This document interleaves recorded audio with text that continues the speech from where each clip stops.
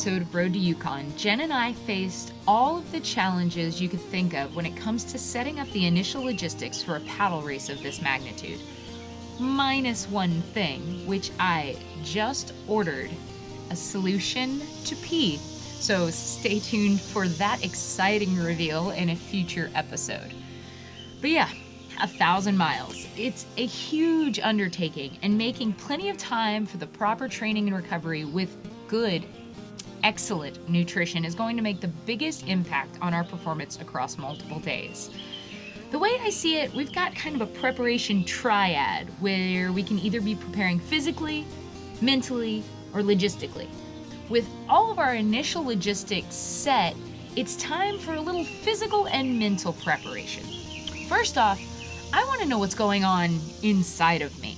It's like free testosterone, cortisol, vitamin D, cholesterol, magnesium, iron, all the things that work together just to see where I am at when going into this, to make sure that I'm as healthy as I can be to train for something of this magnitude. I did a lot of research online and I picked Inside Tracker. So I'm here at the Quest Diagnostics and we'll see how this all turns out. That was quick and painless. I did the ultimate blood test. The weight is on now to get my results and see where all of my levels are before undergoing training for the Yukon 1000. Secondly, I want to know that mentally I can handle it. Jen's got this. She's already competed in the MR 340 and the Yukon River Quest, which was 444 miles.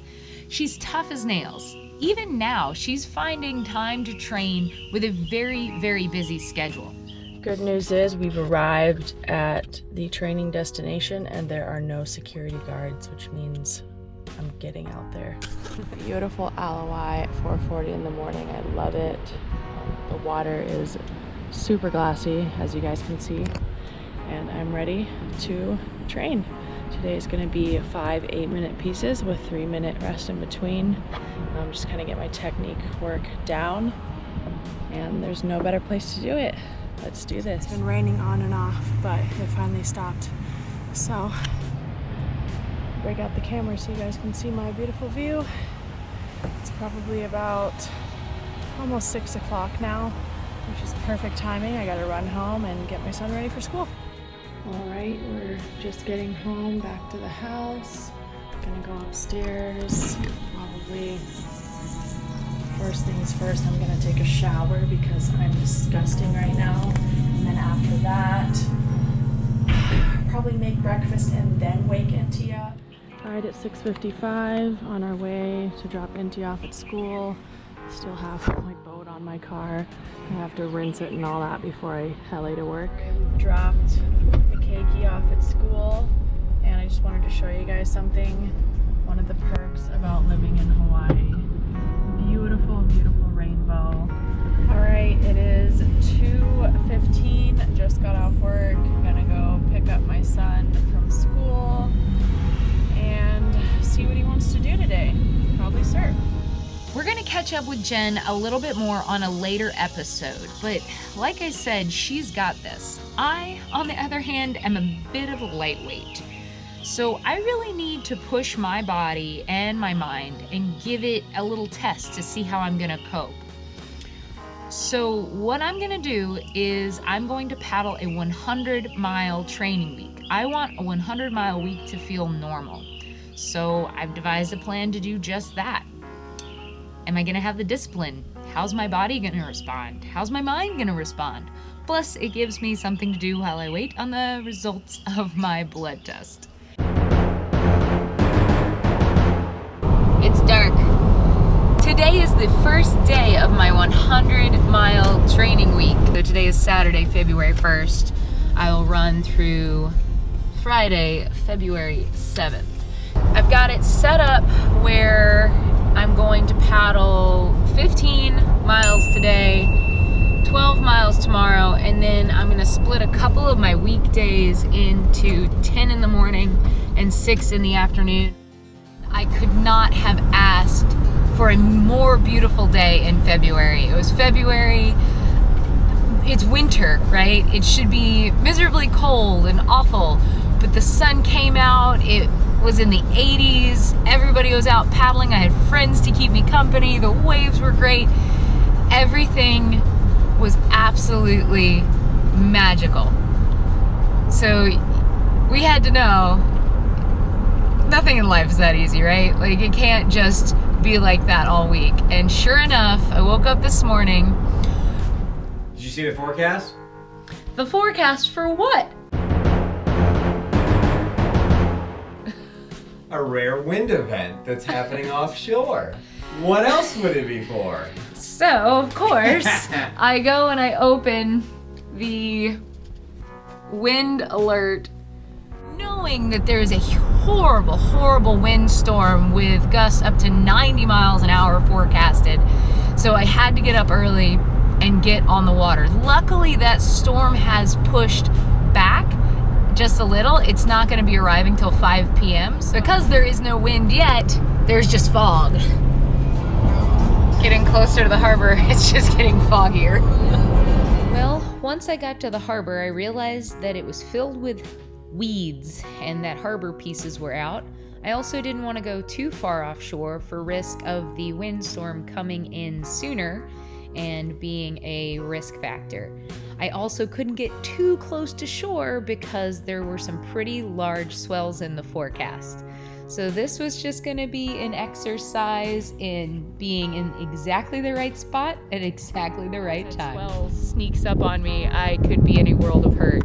And it's not warm today. So I'm going to have to stay vigilant. I might also need to keep the audiobook down really low. I might need to not listen to it because I need to be able to hear those waves, and I need to be able to hear any boats that are headed right for me that I cannot see. And get this 12 miles in. I just got to get her done now, man. Not every day is rainbows and butterflies and unicorns farting sprinkles. All right, let's do this. The fog is burning off the further north I go. Okay, I turned around a little before the halfway point because the wind is already coming up pretty heavy in my face. So I'm moving slow. I was moving good that direction. I guess the current and the wind had me. Turning around, I am clocking some really, really slow miles. I'm telling you, like you're at 8 miles and it just feels like you ain't got no steam left in the tank. And then the sun comes out and there's cute little rollers, and all of a sudden I feel like I could go for 2 more hours. I'm not gonna lie, so that's 29 miles in 2 days. I feel it, but that is why I am having my protein shake instantly the second I get off the water. It is very important for women to get their nutrition in. Protein, we have a smaller window than men, so. Anywho, fingers crossed for tomorrow. It's my first 2 a day. And the forecast is shit. The wind forecast, which was sustained at 17 with gusts of 30, appears to be not. Fun. Let's just putting in 10 miles this morning. This is my first 2 a day, so I've already got 29 miles down, and we're gonna do 10 this morning and 6 this afternoon. You can tell there was a windstorm last night. It's really mixed up, but the sun's out. I was able to take my jacket off. It's chilly out here. I'm doing 10-minute or 1 mile pieces. My goal is to keep my heart rate completely aerobic at about 120. So I did a warm up for 10 minutes and then I did 2 miles this way. Because of the bump, I'm gonna turn around and kind of try to cruise, catch bumps this way for 2 miles, and then come back up for 2 miles, and then cruise back for 2 miles, and that still leaves me my 1 mile warm up and my 1 mile cool down for my morning total of 10 miles. And then I need to go eat the food, take the naps, do the work, and come back for my afternoon session. This is my first 2-a-day. Having already paddled 10 miles in the cold and the raising winds, mustering up the motivation to do it again is definitely harder. I had 10 lonely miles this morning, and now the wind finally showed up, and I think I've got 6 nuking miles all by myself.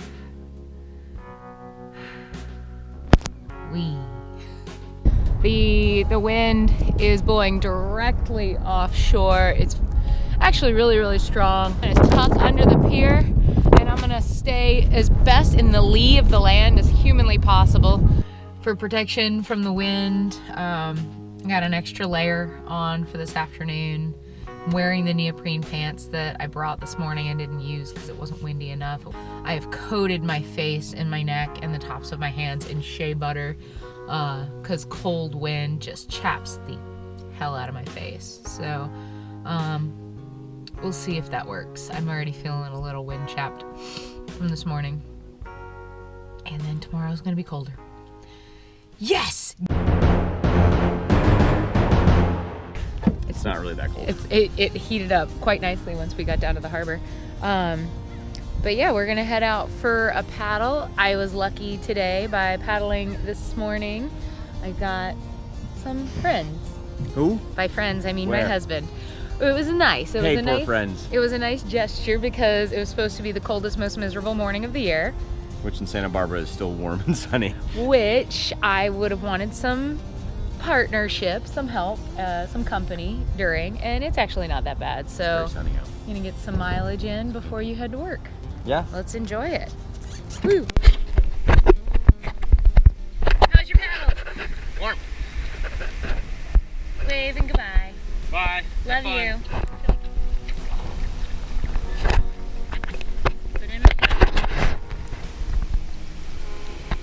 It was nice to have some company.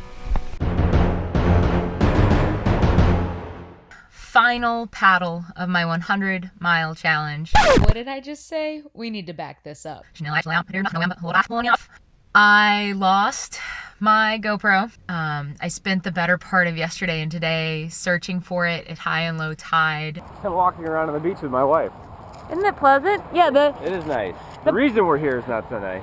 the positive thing. Oh look, a shoe. I've seen lots of shoes. Yeah, there's a lot of shoes. What is in that shoe? A tennis ball. Another bright point was I had plenty of time to walk along the beach and clean it up. I had time to think. I'm not that surprised that my GoPro ran away after the last thing I said to it. I'm enjoying my 100-mile week. I'm not enjoying filming everything. Honestly, that is not really my jam. It's kind of annoying to pick up the camera every couple of minutes and film something. Maybe that's just a friendly reminder to be cognizant of what kind of energy you're putting out into the universe. Or maybe it's just plain bad luck. I honestly don't have any clue. Just as I was finishing my 100-mile week, Corey came home from work and let me know that we had to leave Santa Barbara. That his job was going to be taking us somewhere new, but we didn't know where yet.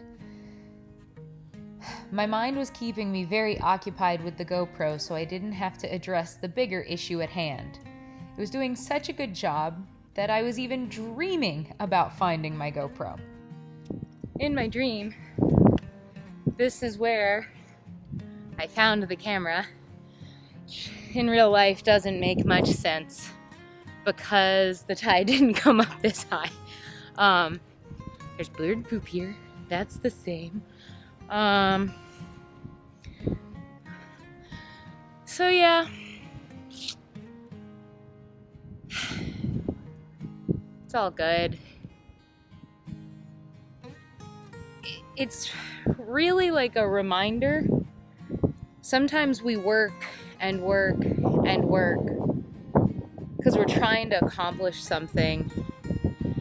And while it's important to work consistently and diligently and do things you love to do and work towards goals, it's important to remember that there's always circumstances outside your control, and you could work on something every day for a week, you can work on something every day for a month, you can work on something every day for a year, and it could still not matter. So don't forget to stop, take some deep breaths. I loved paddling yesterday without the GoPro. Don't not work towards something, but don't forget to not get so attached to what you're working on that if you lost it, it would destroy you. That's all. And obviously, like, a camera isn't going to destroy anybody, but it's a metaphor. I hope you got that. I hope you got the metaphor, guys. Anywho, what was I? Not a bad place to be, though. Not a bad place to be at all. It's just as pretty as it was in my dream. So yeah, that's it. I paddled 100 miles in a week. You didn't get to see a lot of the footage, which is probably for the best. This might have been a very long Road to Yukon episode had I not lost 3 days worth of footage. But I learned a lot in paddling this 100 miles. I learned that you should never trust the weather forecast in Southern California, that you just need to load up and head on down. Just get out there. I also learned that as long as there's sunshine and good people, that I can paddle forever and ever and ever. I'm gonna have companionship during the Yukon. Me and Jen will be together for 1,000 miles. But it's not always gonna be sunshine. We're definitely gonna have wind and rain and cold and yuck. So the 100-mile week taught me that I've got this physically. The thing that I'm gonna have to work on is mental.